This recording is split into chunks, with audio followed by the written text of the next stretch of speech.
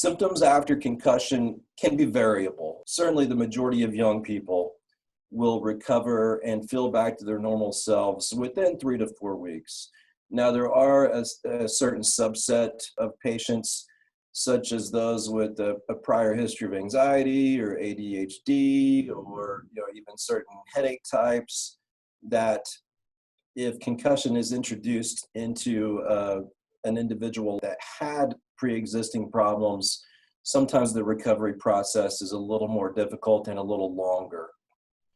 Now, if you are one of those individuals where you are experiencing longer symptoms, or symptoms that you feel like are lasting longer than what is quote unquote normal, at that point in time, you'll definitely want to touch base for sure with your primary care physician. And often what can be coordinated at that time is referral to different types of therapies. There are certain types of physical therapies that are very beneficial, certain types of visual therapies in certain situations, and then even subspecialists in the world of medicine, like headache specialists, that can help assist in easing those symptoms down and help to aid recovery.